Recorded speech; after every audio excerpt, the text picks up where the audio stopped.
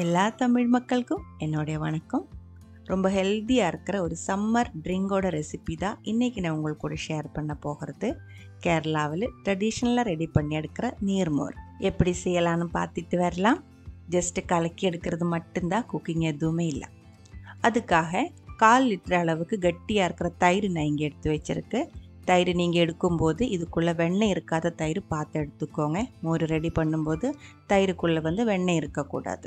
உங்களோட வீட்டில் பசு இருந்துச்சுன்னா அந்த பாலிலிருந்து தயிர் ரெடி பண்ணி அந்த தயிரிலிருந்து கடைக்கோல் வச்சு வெண்ணெய் எடுத்ததுக்கப்புறம் மிச்சம் வருந்த மோரில் தேவையான அளவுக்கு தண்ணி ஊற்றியும் இது ரெடி பண்ணி எடுத்துக்கலாம். இல்லை இருந்தால் வெளியே இருந்து வாங்கின பேக்கெட் தயிர் இருக்கும் இல்லைங்களா, அதில் வெண்ணெய் இருக்காது, அது கலக்கி எடுத்துக்கலாம். நான் இப்போ பேக்கெட் தயிர் தான் எடுத்துருக்கு. 1/4 லிட்டர் அளவுக்கு இருக்குது, அதனால தான் இந்த அளவு கட்டியாக இருக்குது.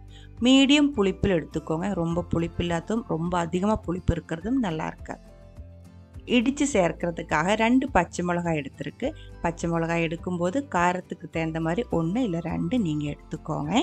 காந்தாரி மிளகு இருந்துச்சுன்னா அதுவும் நீங்கள் எடுத்துக்கலாம். கூடவே 5 to 6 சின்ன வெங்காயம் தோல் எடுத்ததுக்கு அப்புறம் கழுகி எடுத்து வச்சுக்கோங்க. 1 இன்ச்சு சைஸுக்கு இஞ்சி, அதுவும் தோல் எடுத்து க்ளீன் பண்ணி வச்சுருக்கு. 4 to 5 லெமன் லீஃப், எலும்பிச்சை பழத்தோட இலை இருக்குது இல்லைங்களா, மலையாளத்தில் இதுக்கு நாரகத்திൻ്റെ இலை அப்படின்னு சொல்லுவேன். அந்த செடிக்கு நாரகம் அப்படின்னு தான் சொல்லுவாங்க. அந்த எலும்பிச்சம்பழத்தோட செடி, அதோட இலை 4 எடுத்து வச்சுருக்கு. இப்போ இது எல்லாமே சேர்த்து மிக்சியில் இல்லை கல்லில் நல்லா இடிச்செடுக்கணும். இந்த லெமன் லீஃப் உங்கள்கிட்ட இல்லை அப்படின்னா நீங்கள் கருவேப்பிலை கூட சேர்த்துக்கலாம். இதில் நம்ம கொத்தமல்லி எல்லாம் சேர்க்கறது இல்லை. முதல்ல மோர் கலக்கி எடுத்துக்கலாம். அதுக்காக நம்ம எடுத்து வச்சா 1 கப் அளவுக்கு தயிர் மிக்சி ஜாரில் மாற்றிக்கோங்க. கூடவே நான் 1 கப் அளவுக்கு தண்ணி கூடி இதில் ஊற்றுறேன். இதில் ஊற்றுற தண்ணியோட அளவு நம்ம எடுத்துருக்கிற மோரோட கட்டி பார்த்துட்டு உங்களுக்கு எவ்வளோ தண்ணி மாதிரி வேணுமோ அதுக்கு தகுந்த மாதிரி தான் ஊற்றணும். நான் இப்போ 1 கப் அளவுக்கு தண்ணி ஊற்றி அடித்து எடுத்து வச்சுருக்கு. மிச்சம் நம்ம அப்புறமா ஊற்றிடலாம்.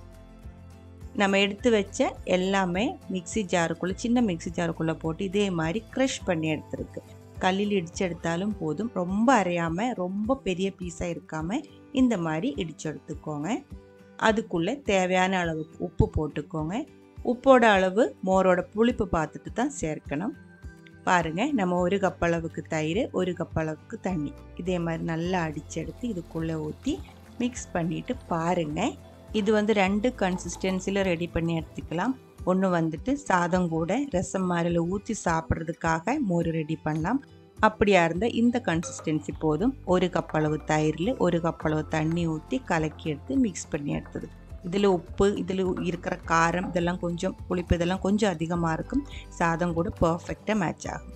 அது இல்லை இங்கே குடிக்கிறதுக்காக தான் ரெடி பண்ணுறேன் அப்படின்னா மறுபடியும் இதுக்குள்ளே தண்ணி ஊற்றி டைலூட் பண்ணி எடுக்க வேண்டியது இருக்கும்.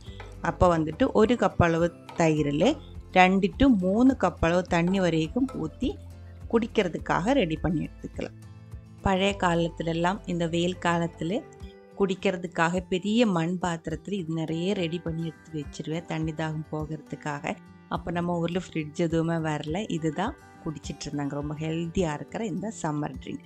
இதுக்குள்ளே நம்ம ஜீரகமாக கொத்தமல்லியில் எதுவுமே சேர்க்கறதில்ல, இவ்வளோ மட்டும்தான் சேர்ப்பாங்க. இதுக்கு சம்பாரம் அப்படின்னு தான் சொல்லுவேன், இல்லை இருந்த மோருமல்லம் அப்படின்னு சொல்லிடுவேன். இன்னும் கொஞ்சம் கூலாக வேணும் அப்படின்னா நீங்கள் இதில் ஊற்றுற தண்ணி ஐஸ் வாட்டர் ஊற்றிடலாம், ஐஸ் தண்ணி ஊற்றிக்கலாம். இல்லை இருந்தால் ஐஸ் க்யூப்ஸ் கூடி இந்த மாதிரி சர்வ் பண்ணும்போது சேர்த்துடலாம். அவ்வளோதான். இந்த நீர் மோரோட ரெசிபி உங்களுக்கு பிடிச்சிருக்குன்னு நினைக்கிறேன். பிடிச்சிருந்தா கண்டிப்பாக ட்ரை பண்ணி பாருங்கள். ட்ரை பண்ணி பார்த்ததுக்கப்புறம் உங்களோட கமெண்ட்ஸ் எல்லாம் சொல்லிவிடுங்க. இந்த சமையல் பிடிக்கிற ஃப்ரெண்ட்ஸுக்கு மறக்காமல் ஷேர் பண்ணி விட்டுக்கோங்க. நீங்கள் இதுவரைக்கும் நம்ம சேனலுக்கு கொடுத்துட்ருக்கிற சப்போர்ட்டுக்கு ரொம்ப ரொம்ப நன்றி. உடனே பார்க்கலாம் இன்னொரு ரெசிபியோட. அது வரைக்கும் வணக்கம்.